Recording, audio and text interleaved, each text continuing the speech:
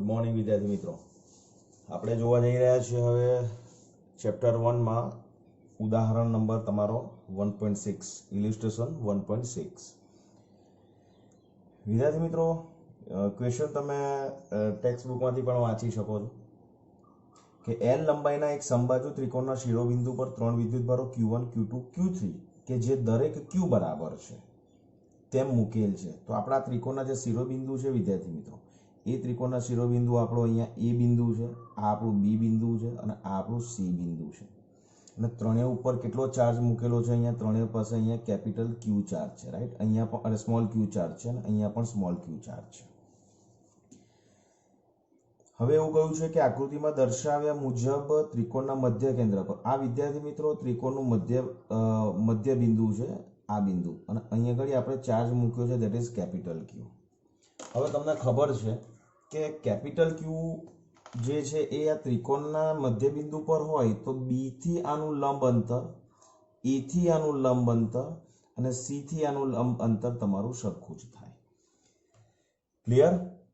Okay. સમબાજુ ત્રિકોણ છે, that is આ ત્રણેય એંગલ જે તમારા 60 ડિગ્રી થશે અને આ જે એંગલ છે તમારો, આ જે એંગલ છે, ધીસ ઇઝ યોર, આ એંગલ તમારો કેટલો થશે? 30 ડિગ્રી થશે. એ તમને ક્લિયર થઈ ગયું છે? આ એંગલ તમારો 30 ડિગ્રી છે. ઓકે. હવે આપણે શું શોધવાનું છે કે આ ક્યુ જે છે સ્મોલ, આ જે ક્યુ એબીસી ત્રણ બિંદુ છે ત્યાં જે ચાર્જ આપ્યો છે એ સ્મોલ ક્યુ આપ્યો છે અને અહીંયા પણ ચાર્જ જે છે એ આપણને સ્મોલ ક્યુ આપ્યો છે. બીજું કે આની જે લંબાઈ આપી છે એ ત્રણેય બાજુની સરખી છે અને ધેટ ઇઝ યોર એલ. તો સૌથી પહેલા વિદ્યાર્થી મિત્રો આપણે ક્યુ ઉપર ડિરેક્શન ખાસ અગત્યની છે કે જે બતાવવી પડશે આપણે. તો એ આપણે કેવી રીતે બતાવીશું? તો તમે જુઓ કે એ ઉપર જે સ્મોલ ક્યુ વિદ્યુતભાર છે એ સ્મોલ ક્યુ વિદ્યુતભાર આ ક્યુ ઉપર શું કરશે? અપાકર્ષણ બળ લગાવશે. તો આ જે ક્યુ છે ને એ ક્યુ ને હું અહીંયા બતાવું છું. ઓકે, આ ક્યુ વિદ્યુતભાર અહીંયા છે. હવે આ સ્મોલ ક્યુ આ ક્યુ ઉપર અપાકર્ષણ બળ લગાવે તો એના ઉપર ફોર્સ નીચે તરફ લાગે. તો આના ઉપર આ જે ફોર્સ છે એ આપણે ડિફાઇન કરીશું, ધેટ ઇઝ યોર F1. બી ઉપરનો સ્મોલ ક્યુ ચાર્જ જે છે એ કેપિટલ ક્યુ પર કયું બળ લગાવશે? અપાકર્ષણ. એટલે ક્યુ પર આ તરફ ફોર્સ લાગશે, એટલે આ તરફ જે ફોર્સ આવશે that is due to the charge on point B. So આને આપણે કન્સિડર કરીશું F2. અને જે સી બિંદુ છે એ સી બિંદુ પર આ ક્યુના કારણે ફોર્સ આમ લાગશે, એટલે એના ઉપરનો ચાર્જ આપણે કન્સિડર કરીશું અને એના પરનું ફોર્સ આપણે કન્સિડર કરીશું, ધેટ ઇઝ F3. હવે તમે જુઓ કે આ ક્યુ થી આ ક્યુ નું ડિસ્ટન્સ સેમ છે, આ ક્યુ થી આ ક્યુ નું ડિસ્ટન્સ સેમ છે અને સી થી આ ક્યુ નું ડિસ્ટન્સ સેમ છે. તો સૌથી પહેલા આ જો ક્યુ બિંદુ છે એને આપણે ઓ બિંદુ કન્સિડર કરીએ તો AO, BO અને CO કેટલું થાય એ સૌથી પહેલા આપણે શોધવું પડે. તો એ શોધવા માટે આપણે શું કરીએ છીએ તો કે આપણે ક્યુ થી આ બાજુ પર આપણે લંબ દોરીશું. તો તમને ખબર છે કે આ જે ડિસ્ટન્સ છે એ ડિસ્ટન્સ તમારું કેટલું થઈ જશે? L/2. ઓકે. હવે આપણે જોઈએ છે આ AO ડિસ્ટન્સ. ઓકે. તો વિદ્યાર્થી મિત્રો આ આપણો કાટકોણ ત્રિકોણ થઈ ગયો, આ કાટકોણ ત્રિકોણ થઈ ગયો. તો આ કાટકોણ ત્રિકોણની અંદર આ એંગલ જે છે આપણો 30 ડિગ્રી છે. તો આપણે અહીંયા આગળ cos 30 લઈશું તો શું થશે? જુઓ તો કે cos 30 degree is equal two શું થશે? તો કે cos 30 ઇઝ ઇક્વલ ટુ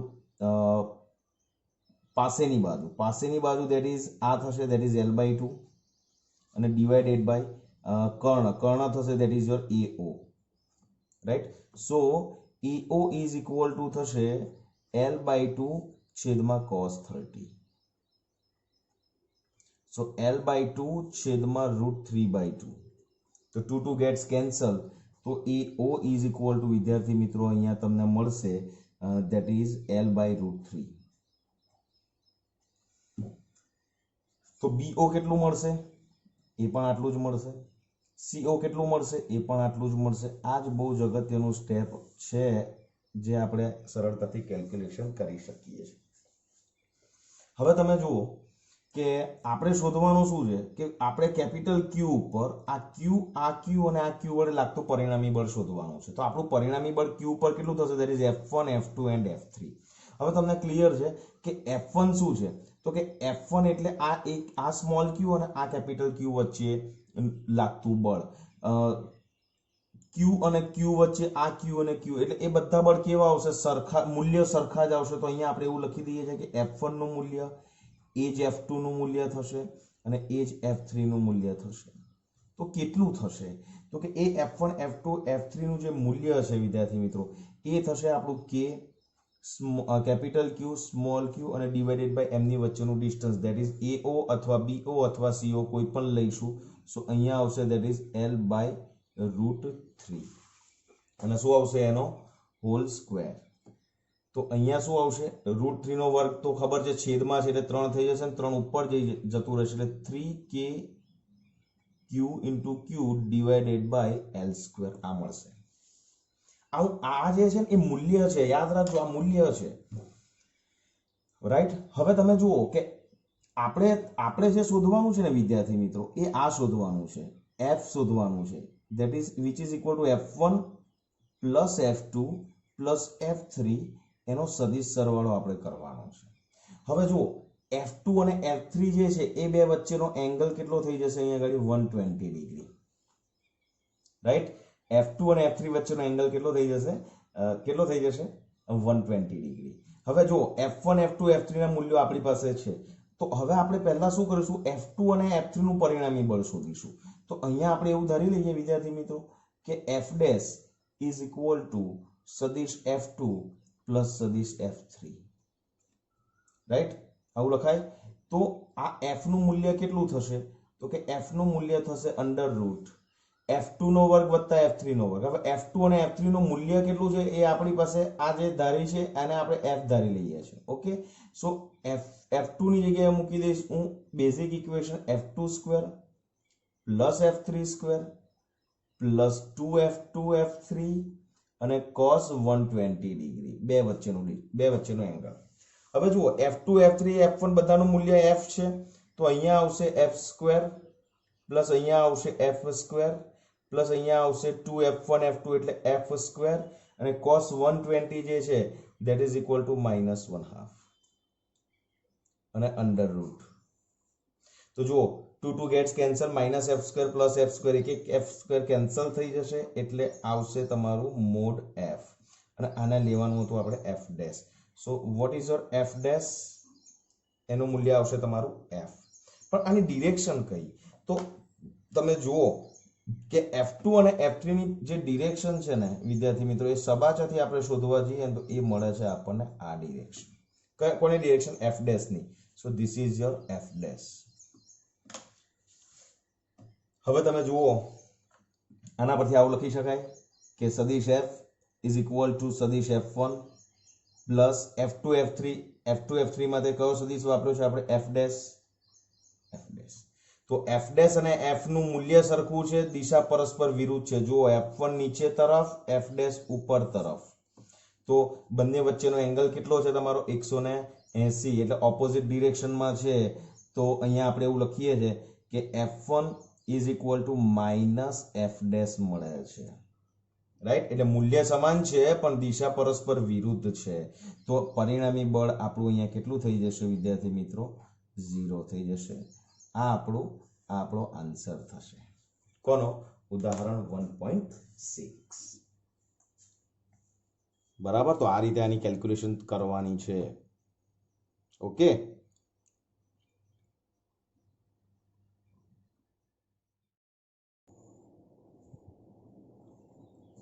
ચાલો નેક્સ્ટ એક્ઝામ્પલ છે તમારો ઉદાહરણ 1.7. આકૃતિમાં દર્શાવ્યા મુજબ Q, Q અને -Q વિદ્યુતભારોના સમબાજુ ત્રિકોણના શિરોબિંદુ પર મૂકવામાં આવે છે. વિદ્યાર્થી મિત્રો આ જે છે અહીંયા આપણને આ શિરોબિંદુ પર Q1 છે, આ શિરોબિંદુ પર Q2 છે અને આ શિરોબિંદુ પર Q3 છે. એટલે Q1 ની વેલ્યુ Q છે, Q2 ની Q છે અને Q3 ની -Q છે. હવે શું શોધવાનું છે? દરેક વિદ્યુતભાર પર કેટલું બળ લાગશે. દરેક વિદ્યુતભાર પર કેટલું બળ લાગશે એનો મતલબ શું? તો કે દરેક વિદ્યુતભાર પર એટલે ચલો Q1 વિદ્યુતભાર પર Q2 અને Q3 ને કારણે જે બળ લાગે એ આપણે શોધવાનું છે.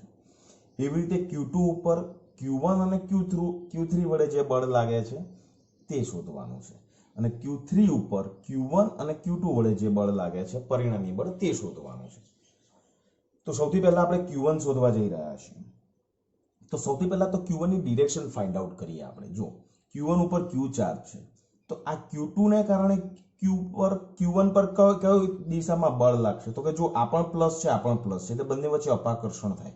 તો Q2 ને કારણે Q1 ઉપર જે ફોર્સ લાગશે એ ફોર્સ આપણો આ ડિરેક્શનમાં મળશે.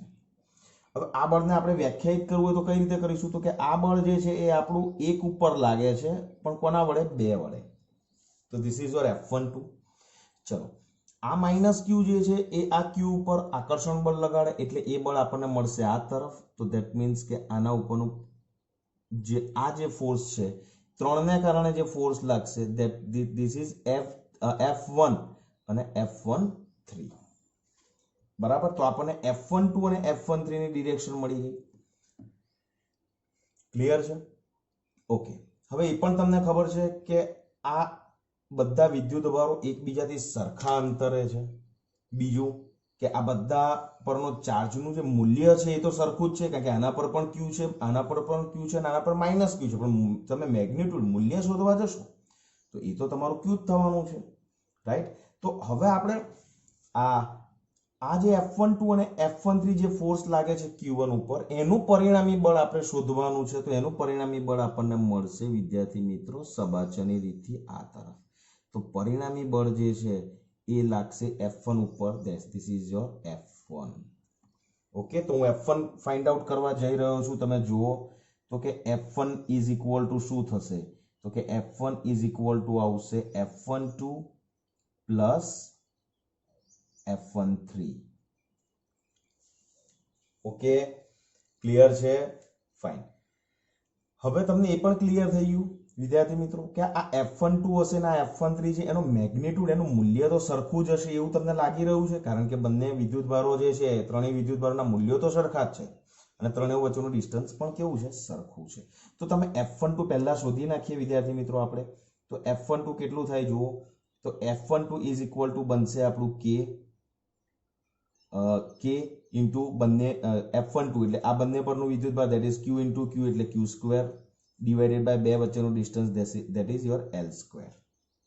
Okay. Now what is F13? તો F13 પણ શોધો તમે. તો F13 ઇઝ ઇક્વલ ટુ થશે કઈ ગયું? F13 એટલે આની વચ્ચેનું, એટલે minus K Q into Q minus Q એટલે માઇનસ Q સ્ક્વેર થશે, ડિવાઇડેડ બાય બે વચ્ચેનું ડિસ્ટન્સ તો થશે L સ્ક્વેર જ. તો વિદ્યાર્થી મિત્રો આને F ધારી લો, તો આને માઇનસ F ધારી લેવાય. ક્લિયર થાય છે ને તમને? ક્લિયર થાય છે ને? તો F12 નું મૂલ્ય કેટલું? F. F13 નું મૂલ્ય કેટલું? F જ. આ માઇનસ તો ડિરેક્શન ઇન્ડિકેટ કરે છે. ક્લિયર છે? ક્લિયર છે? ઓકે. સો F12 અને F13 ની તમને ડિરેક્શન મળી ગઈ. તો હવે F1 શોધવું હોય વિદ્યાર્થી મિત્રો, તો F1 નું આપણી ફોર્મ્યુલા છે F1 is equal two F12 ને હું F લઉં છું, F13 ને પણ હું માઇનસ F લઉં છું. તો F1 ની ફોર્મ્યુલા શું છે? F નો વર્ગ પ્લસ માઇનસ F નો વર્ગ એટલે F square, plus 2F1 F2 એટલે 2F સ્ક્વેર, અને બે વચ્ચેનો એંગલ, કયા બે વચ્ચેનો એંગલ? F12 ને F13. હવે F12 ક્યાં છે જુઓ, F12 અહીંયા છે અને F13 અહીંયા છે. તો આ બે વચ્ચેનો એંગલ થાય છે આપણો 120. તો અહીંયા આવશે cos 120. So F square plus F square that is 2F square થશે, અને cos 120 જે છે ધેટ ઇઝ -1/2. તો અહીંયા આવશે that is 2F square plus 2F square કૌંસમાં -1/2. 2 gets cancel, so 2F square minus F square. So આવશે answer F. So F1 is equal to આવશે આન્સર તમારો F. ને F કેટલો છે? તો કે F આપણે છે that is K Q square by L square. તો આ જે છે એ તમારા F1 ની વેલ્યુ થઈ. ક્લિયર છે? આ જે છે એ તમારી F1 ની વેલ્યુ થઈ. બોલો, અહીંયા કોઈને કંઈ ડાઉટ હોય તો તમે લોકો મને પૂછી શકશો. ઓકે. હવે આપણે શોધવાનું છે F2. હવે F2 ઉપર F1 આ Q1 એટલે 2 ઉપર Q1 ના કારણે જે ફોર્સ લાગશે, તો એ ફોર્સ આપણને મળશે આ તરફ. So this is the direction of F21. Minus Q એને એના તરફ ખેંચશે, તો એના તરફ ખેંચશે એટલે આ ડિરેક્શન આવશે તમારી F23. તો કઈ ફરક નથી વિદ્યાર્થી મિત્રો, પરિણામી જે છે એ તમારું અહીંયા આ રીતે જ મળશે, આ તરફ. તો આ જે ડિરેક્શન છે ને એ તમારી પરિણામી બળ F2 ની ડિરેક્શન થશે. તો હું તમને જે કહું છું એ હવે તમે જુઓ ધ્યાનથી. F2 ઇઝ ઇક્વલ ટુ આવું લખી શકાય, F21 પ્લસ F23. હવે F21 અને F23 ની વેલ્યુ આ પ્રમાણે જ મળવાની ને F અને માઇનસ F જ મળવાની. સમજ્યા તમે? F અને F ને માઇનસ F જ મળવાની છે આપણને. તમે ચેક કરશો તો F21 અને F23 તમને સરખા જ મળશે. તો અહીંયા હું એક વસ્તુ કરી દઉં છું કે F21 is mod of F21 is equal to mod of F23 which is equal to F. Okay, so F2 નું મૂલ્ય કેટલું થશે? સો F2 નું મૂલ્ય થશે તમારું અંડર રૂટ, આ જે પેટર્ન છે એ જ પેટર્ન આવશે અને એ જ ઇક્વેશન આવશે. એટલે કશું નહીં કરવાનું, f² plus f² plus 2f² cos 120 લઈ લો. તો આના ઉપરથી તમને F2 જે છે એ F2 તમને કેટલું મળી જશે? F જ મળી જશે અને that is equal to again kq² by l². So this is the value of your F2. I hope કે તમને ક્લેરિટી આવતી જશે. બરાબર. હવે F3 પર આવો. તો F3 ઉપર એટલે તમે જુઓ કે આ Q1 આ માઇનસ Q ને એના તરફ એટ્રેક્ટ કરશે. સો આ જે ડિરેક્શન છે એ ડિરેક્શન થશે તમારી F31. આ ડિરેક્શન આવશે that is your F32.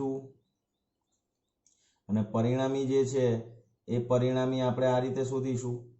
So this is the direction of F3. હવે આની અંદર પણ એટલું યાદ રાખો કે F31 અને F32 ની વેલ્યુ જે છે, સો પરિણામી બળ F3 જે છે, સાંભળજો, પરિણામી બળ F3 જે છે એની અંદર ઇક્વેશન કયું આવશે? F31 plus F32. હવે એ પણ યાદ રાખજો કે F31 નું મૂલ્ય અને F32 નું મૂલ્ય એ આપણું F જ આવશે. તો F3 નું ઇક્વેશન શું આવશે? Mode of F3 that is equal to under route.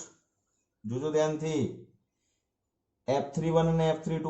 તો F31 અને F32 હું F લઉં છું તો f² plus f² plus 2f1 f2 એટલે 2ff એટલે 2f² અને cos એંગલ બિટવીન F31 અને F32. હવે જુઓ F31 અને F32 નો એંગલ કેટલો છે? that is 60.